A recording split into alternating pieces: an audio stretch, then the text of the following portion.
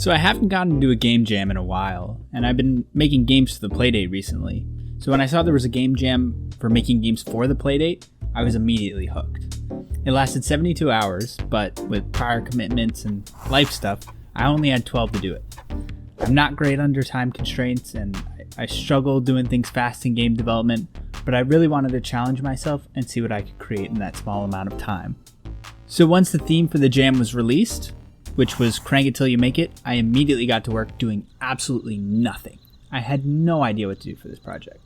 The idea was so broad that I honestly couldn't come up with anything at all. So I spent most of that time just writing down a list of anything that cranked. But eventually I settled on this idea of having a little wind-up toy car that you'd crank and try to land it perfectly on the center of a target. I first got started on creating the sprite for the car, and I got it working so that the more you turn the crank on the Playdate, the more a meter fills up on the side of the screen. If you don't crank, that meter will also drain over time. I also got an idle animation and a crank animation in for the car. I made it so that there's a target spot that's randomly placed on the meter, and the closer you are to that target at the end of your cranking time, the more points you're going to get for that round. To simulate the movement, I created 3 layers of sprites, one for the bushes, the ground, and then the background buildings.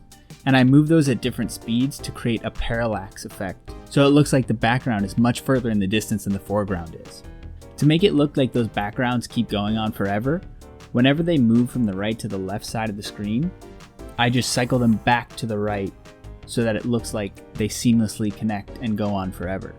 At some point though, the road will be turned into the target road, and the car will eventually stop as close to the center as you were to the target on the meter. I created a little score menu that lets you either go on to the next round or restart if you really were that bad on that round. And that's most of the gameplay loop.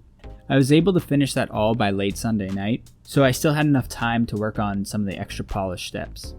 I created a menu and found a nice copyright-free arcade-style music track to play, as well as adding in various sound effects for different things. I also made a voiceover to announce the start of each round, and it's honestly one of my favorite things I added to the game, and I think it gives it a lot of charm.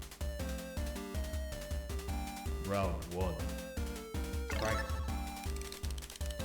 By that point, it was 2 a.m., so I was just pushing everything off until Monday and hoping I had enough time to finish it. Which, I mean, I've got a whole day, surely I can do it, but unfortunately work exists. And so once I got home, I only had about an hour left. That time was spent putting together some of the final touches, menu stuff, and creating an itch page. And with about 12 minutes left, I was able to submit.